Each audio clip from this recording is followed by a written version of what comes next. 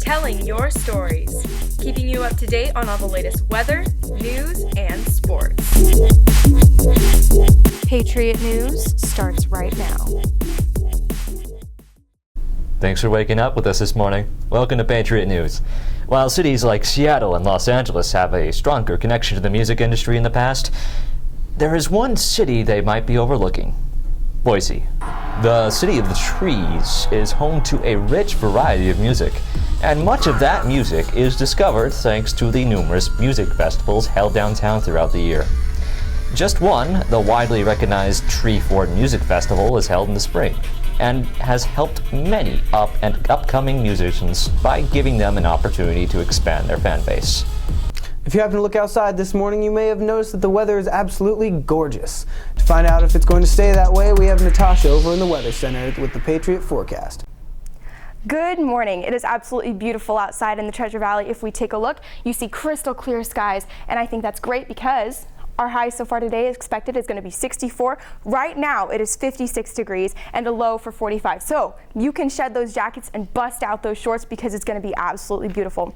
Though if you take a look at my 7-day forecast, Monday and Tuesday a cold front is going to be pushing through, which is going to bring colder temperatures and a chance of a shower, but the weather is going to be milder for the rest of the week. Thanks, Natasha.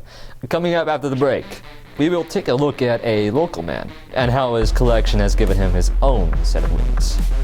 And the Patriot basketball team is sweating it out on the hardwood. I'll give you an inside look next in sports.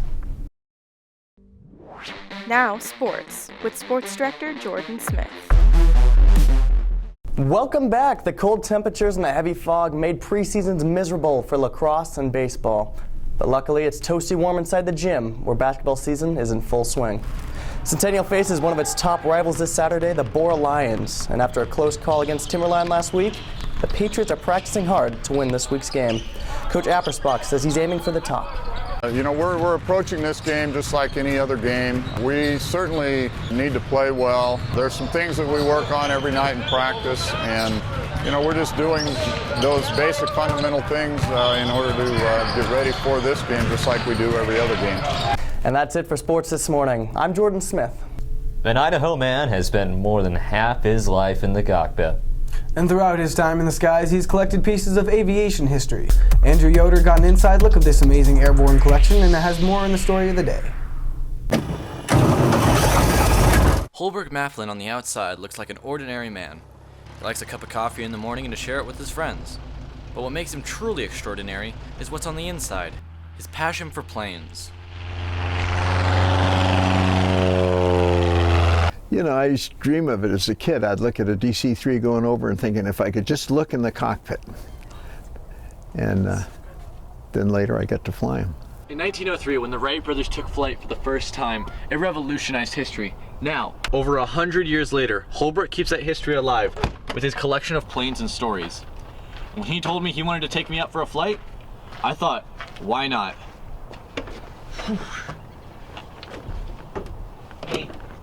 Holbrook flipped a couple switches and we took off.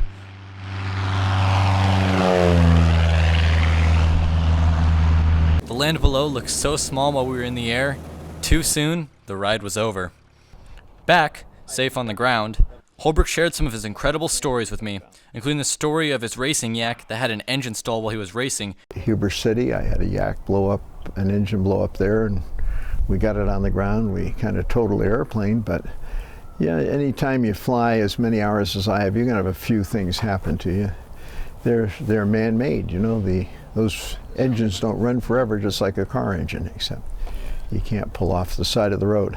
During his time in the cockpit, he has seen some amazing things and collected some rare planes through his history.